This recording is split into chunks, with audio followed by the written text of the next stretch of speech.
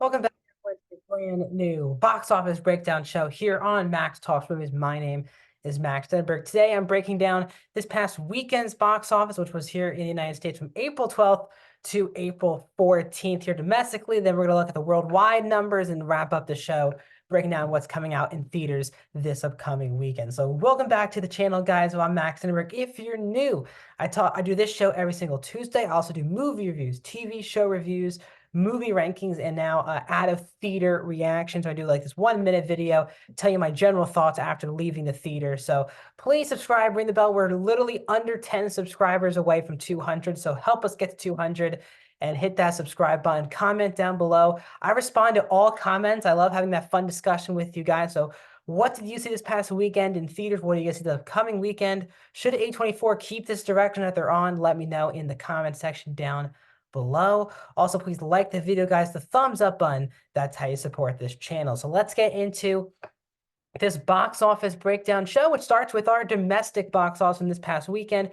And A24 Civil War opens at number one, 25.7 million for Civil War. This was the highest budgeted film for A24, but this is also, it gets rewarded because this is by far and away the best opening weekend for an A24 film. A24 is one of my favorite studios. I know a lot of you out there adore A24, but even if you're a massive fan of A24, their movies just have not done boffo box office ever at the box office. Now, yes, they got a lot of, as they say, our house, small independent films, but this is a studio that, with this movie, wanted to finally make some headlines in a positive way at the box office, and it did. It cleared number two by $10 million. I think this is an absolute win for A24 now.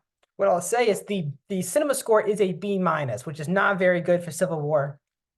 So I don't know what the legs are going to be like for Civil War. There are some things hitting theaters this weekend, which could obviously move them toward away from Civil War. But it will be interesting to see how the rest of it goes, because I think a lot of people, after seeing that trailer and publicity, did want to go check this one out in opening weekend. Now, the question is, are there people out there who still want to know what this movie is about or want to watch it again? It could be very interesting to see how Civil War does over the next couple of weeks to the month. So I'm excited to find out, but Civil War is a big time winner, at least for now, for A24 in its opening weekend.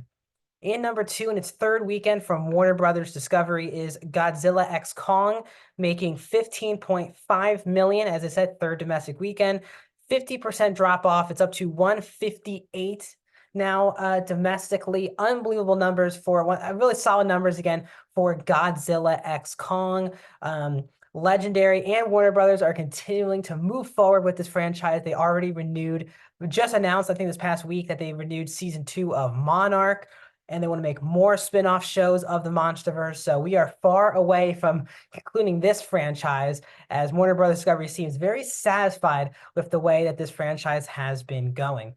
In third place in its fourth weekend is Ghostbusters Frozen Empire, making 5.7 million, dropping 36%. It's up to 96.9 million. By the time I talk to you next weekend, it will officially hit over the $100 million mark, if it hasn't already. It has not. So by the time I talk to you next weekend, this movie should be in the $100 million club. I think the problem for not for Paramount, Universal, for Sony, who produced this movie, is this movie is going to take over a month. It took over a month for this film just to even get to 100 million domestic. There's been no rumblings or rumors of another film in the franchise. It just did not seem like this movie has connected with audiences. Feel like it was opened, and then no one has talked about this movie since in the movie space. So Ghostbusters Frozen Empire comes in at number 3. At number 4 is Kung Fu Panda 4 in its 6th weekend. Very impressive that it's still here in the top 5.5 million, so it's around 200,000 behind Ghostbusters Frozen Empire, dropping 29%, 173.7. Again, DreamWorks and Universal are back in the win column with Kung Fu Panda 4. A much needed win for DreamWorks. Illumination's been pumping out more boffo box office numbers than DreamWorks Animation has underneath the Universal umbrella. So it's good to see Kung Fu Panda 4, as well as Universal and DreamWorks. Shrek 2 had a re-release this past weekend for its 20-year anniversary.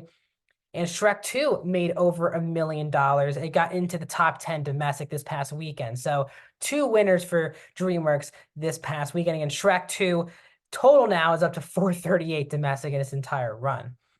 Dune Part 2 is wrapping up the top 5 this past weekend in its amazingly 7th weekend in the box office.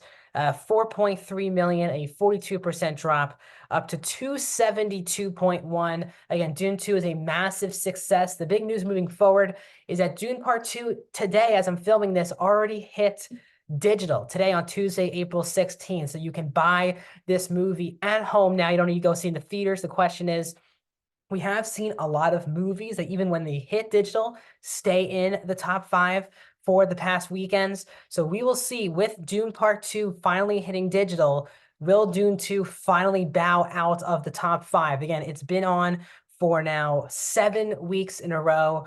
Zendaya has a new Warner Brothers film hitting at the end of the month. So I think big things are coming for Warner Brothers Discovery, who have 2 of the top 5 movies this past weekend. When we move on, as I said, Dune Part 2 is also #1 domestic, 272 million for Dune 2. Again, unbelievable success for that film. It's at #1. Kung Fu Panda 4 is squarely at #2 this past weekend. 174 million. This is total for the domestic so far this year. Godzilla X Kong is the 3rd movie to reach the $100 million mark, 159. So those 3 movies well above the competition. The only 3 films in the century mark so far this year domestically. Ghostbusters Frozen Empire, as I just mentioned, should be hitting the $100 million plateau this upcoming weekend. It's at 97.2 as I'm filming now. Bob Marley One Love just almost got to 100 million, but just could not. It fell short of that with 96. And then the rest of the top 10 is Mean Girls, The Beekeeper, Argyle, Madam Web, and Night Swim.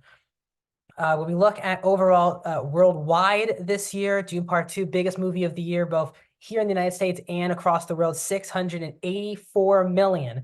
It is $200 million square of a Chinese film at #2. So Dune Part 2 is by far and away the biggest movie of the year so far. Will obviously not hit the $1 billion club. The question is, will we get a $1 billion movie this year? 2 Chinese films are 2 and 3. Kung Fu Panda 4 is a #4 worldwide, 453. Only 38% of that coming here in the United States and Canada, but Kung Fu Panda 4 dominating with nearly 300 million overseas. Big franchise. I'm sure they will not be finished with that one. Godzilla X Kong, The New Empire is already a #5 worldwide, 438. It is $15 million currently behind Kung Fu Panda 4. We'll see that battle as we go for both those movies sitting around 36-38% domestic share. A Chinese film is at 6 and 7, and then 3 American films wrap up the top 10. Bob Marley One Love at 176 million to #8. Ghostbusters Frozen Empire at 160, and The Beekeeper at 152 million. So coming out this weekend, guys, we have 2 pretty good solid releases. Again, no blockbusters that came out this past month, but 2 solid movies that are definitely hit the multiplex and could do some damage. First up is Abigail. That's the new horror movie from the Radio Silence guys. Was the guys who directed Ready or Not and the last 2 Screen movies.